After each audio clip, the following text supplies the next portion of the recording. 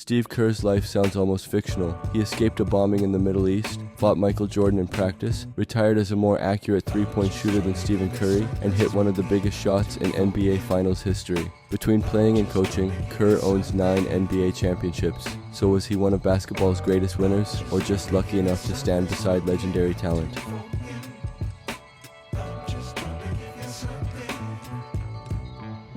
Before the rings, Kerr grew up moving through worlds most American athletes never see. His father, Malcolm Kerr, was a UCLA professor of Middle Eastern politics, who also taught at the American University of Beirut. Steve's childhood was split between California and the Middle East. He lived in Egypt, studied in France, and crossed Europe in the family Volkswagen van. Wherever he went, sports were the one constant. Kerr had excellent coordination, but as a kid, he also had a fierce temper. If he lost or felt wronged, he yelled and argued. That fire never disappeared, but he learned to control it. In the driveway outside his house, he spent endless hours building his shot. He was thin, not explosive, and only 6'3", but his shooting earned him a scholarship to Arizona under legendary coach Lute Olson.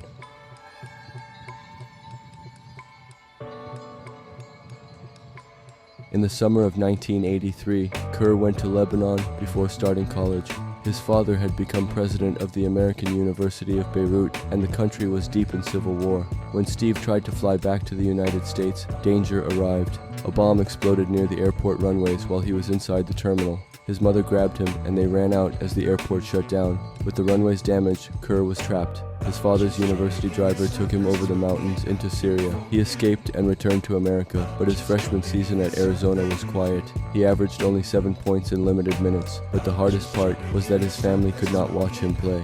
On January 18, 1984, Kerr received the worst call of his life. Malcolm Kerr had been walking toward his office in Beirut when gunmen killed him inside the university. His family went to the funeral. Steve stayed in Arizona. 2 days later, he played Arizona State, not because basketball mattered more, but because the court was the only place where his mind could breathe. After a moment of silence for his father, Kerr shot 5 of 7 and helped Arizona upset its rival.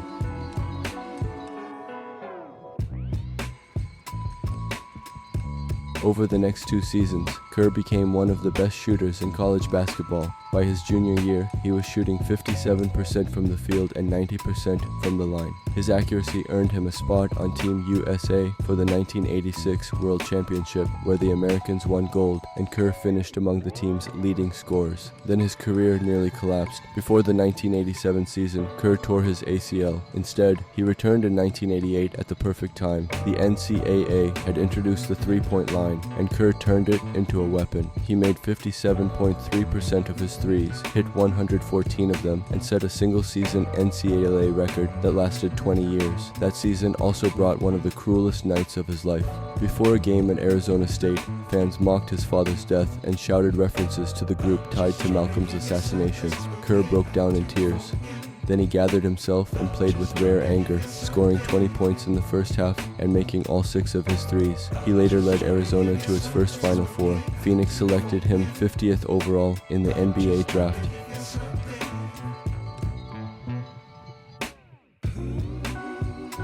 Kerr's NBA beginning was humbling. He was smaller, slower, and less athletic than most guards, and as a rookie with Phoenix, he barely played, scoring only 54 points all season. After a trade to Cleveland, he finally got minutes and proved he belonged. Kerr led the NBA in three-point percentage by making 51% from deep. Across 3 years with the Cavaliers, he shot 47% from 3, a franchise record. After a short stop in Orlando with rookie Shaquille O'Neal, Kerr's career changed in 1993 when he signed with Chicago for the minimum salary. He could play beside Michael Jordan and learn under Phil Jackson. In Chicago, Kerr became one of the league's steadiest role players. He spaced the floor, protected the ball, made smart passes, and punished defenses that ignored him. In 1995, he became the first NBA player to shoot over 50% from the field and over 50% from 3 in the same season. But Chicago lost to Orlando, and Jordan came back furious. When camp opened, practices became daily battles, and Jordan tested everyone.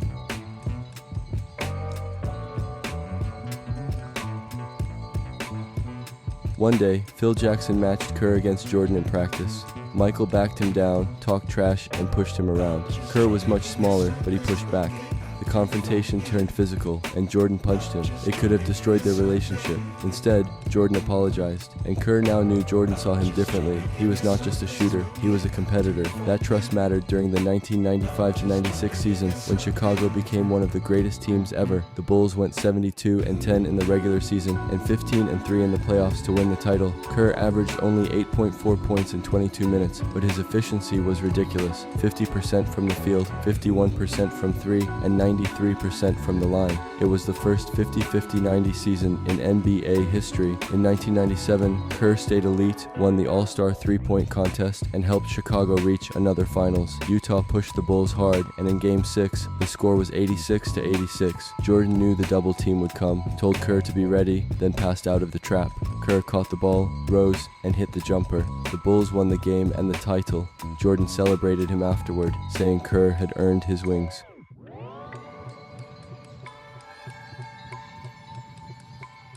In 1998, Chicago completed its second three-peat. During his Bulls years, Kerr averaged just over 8 points, but his true shooting percentage was 63%, even higher than Jordan's. He was calm, smart, funny, professional, and trusted. In a locker room full of giant personalities, Kerr became the ideal glue guy.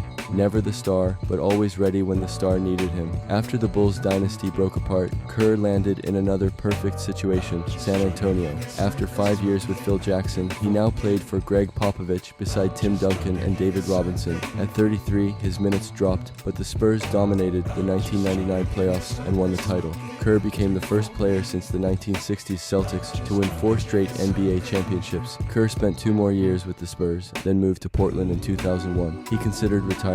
A conversation with Popovich brought him back to San Antonio for one final run. By then, he was 37 and barely playing. Before Game 6 of the 2003 Western Conference Finals, he had played only 13 total minutes in the playoffs.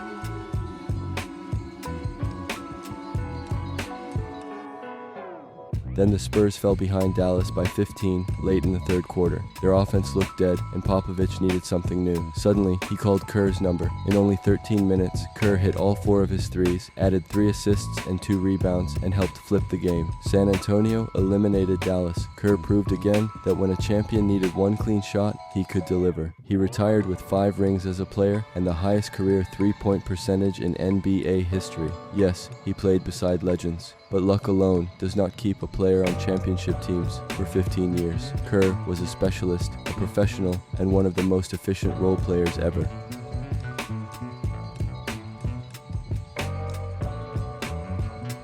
After retiring, Kerr stayed around the game. He worked as a TNT commentator, became part of the Phoenix Suns ownership group, served as a consultant, and eventually became the Suns' general manager. When Phoenix failed to win a title with Steve Nash and Amari Stoudemire, Kerr returned to broadcasting. He finally chased the job he had long wanted, NBA head coach. He was unusually prepared. He had learned from Lute Olson, Phil Jackson, and Greg Popovich. He had played with historic stars, understood role players, worked in a front office, and explained the game on television. When he became head coach of the Golden State Warriors, he did not just inherit talent. He built a system that unlocked it. With Stephen Curry, Klay Thompson, Draymond Green, and later Kevin Durant, Kerr helped create a dynasty that changed basketball. Golden State won 4 championships under him, set the regular season record with 73 wins, and produced one of the greatest playoff winning percentages ever for a coach. So was Steve Kerr lucky? Of course. Every champion needs talent, timing, and the right situation. But Kerr kept turning those situations into titles. From Beirut to Arizona, from Chicago to San Antonio, from television to the Warriors bench, his role never changed. Stay ready, make the right decision, and win when the moment arrives.